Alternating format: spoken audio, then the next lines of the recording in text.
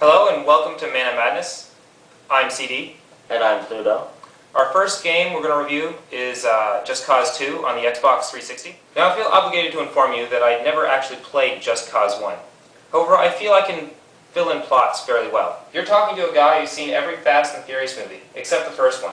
He also can't finish anything. He's only seen the first Harry Potter movie, and only recently saw the final episode of Star Wars. However, I also didn't play the first game, but I did some research and I was pretty enticed about the combat combined with the grappling hook. The starting cutscene has no backstory as to why the agency has invaded Panau, presumably Just Cause 2. Other than finding an agent that Rico used to work with, presumably gone rogue. Right. Now, assuming that's a good enough reason to invade a country, kill like 30 soldiers, and take down at least 2 helicopters within the first 5 minutes of the game, I'm still confused as to why I need to jump out of a helicopter after my stupid PDA. The PDA had all this information on it. Plus, you're supposed to read it to get the backstory on all the bad guys. So it's reasonable to do all that damage to get back your PDA. So you do have a Just Cause 2. I'm not mad about chasing the PDA, but why is it a PDA and not a smartphone? Who uses PDAs now? And wouldn't it break falling from that really, really high height? Anyway, after we got past the first starting mission, and I died about 4 times attempting it, Rico climbs back aboard his helicopter to find some dumb alcoholic gambler who may have some leads. I'm not making this up. After you get some leads, you're free to sandbox or do whatever you want before you continue making friends with some rebel gangs that are rebelling against the communist government. For those of you who aren't familiar with the term sandbox means, here's a quick definition. Grand Theft Auto. For those of you that haven't played GTA games, it's an open world game, meaning you can run around, steal cars, shoot people, and explore. Also, if you've never played a GTA game, you should probably get out from underneath that rock. After sandboxing for a few hours, by destroying some military bases and airports, Just Cause 2, we finally got around to the actual missions. But enough about the plot. It's time to discuss gameplay. Now, due to the excessive amount of screwing around I did, I'd already discovered a few things I didn't like about the game. First, when you set a waypoint on your map, the heads-up display marks the direction of said location with a nice yellow arrow. Coincidentally, to locate a grenade thrown at you by an enemy AI, it marks the grenade's direction with, you guessed it, a yellow arrow. Why? Presumably, Just Cause 2.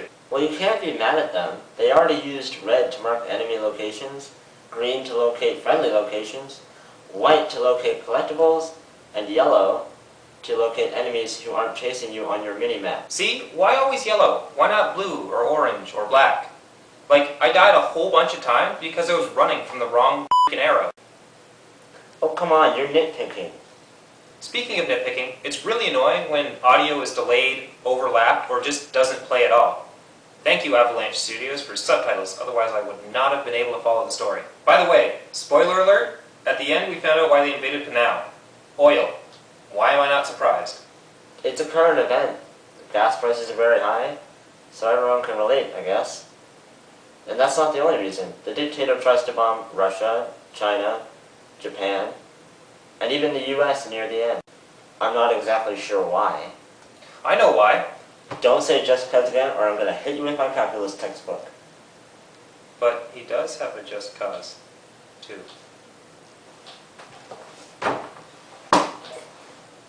Okay, sorry. Getting back to the game, let's discuss controls.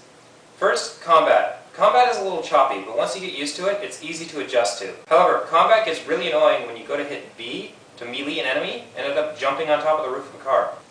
B is both melee and stunt jump. So if you hit B to melee somebody and you're close enough to a vehicle, he'll jump on top of it. Luckily, left and right trigger were reserved for shooting and grenades, which has been proven to work well in the past. The grappling hook worked well in combat, and I must admit, yanking people off buildings was very satisfying. Driving was probably my favorite aspect of the game. It flowed nicely and was quite responsive. The only issue I had was steering for tight corners. The neat thing was that vehicles would slide on dirt and sand differently than on pavement. One of my favorite ways to sandbox was to get to the top of a very high mountain and call the black market dealer to send you a car. then drive down a steep side of the mountain without blowing up. And if you get too much air, or think you're going to land funny, you can always pull a parachute out of your. Hitting the A button while in your car opens one of your parachutes. And don't worry about running out. You have unlimited parachutes packed into the parachute harness on his back, which doesn't exist. Although I will say, using a parachute and your hook shot to get around is very convenient if your car can't cut through forest or climb a sheer cliff face. Wait, did you just say hook shot? I know it's a grappling hook, but Zelda has ruined my brain for video game terminology. One last thing before my overall opinion. During the second last mission where you attempt to kill the evil dictator, you have to infiltrate a base. To get into this base, you have to enter the mouth of a giant head that's carved into a mountain wall. Between where I currently was and the head was a giant valley, so naturally, I used my parachute and grappling hook.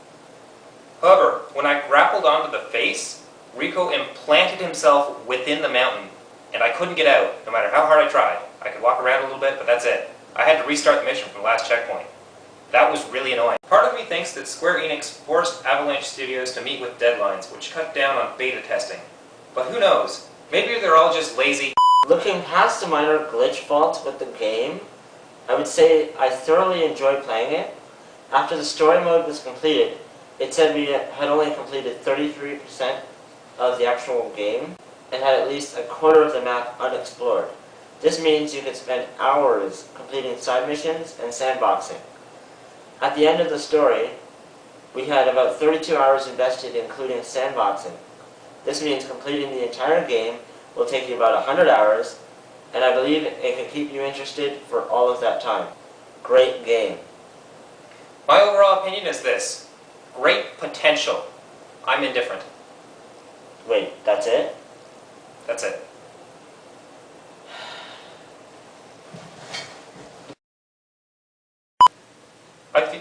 Look, camera. Wait, are we going to camera 3? Camera 1? We don't have camera 3. We don't have camera 2. That was awesome. I am impressed with myself. High five. Sit down. My overall opinion is this. Crap. What was my overall opinion?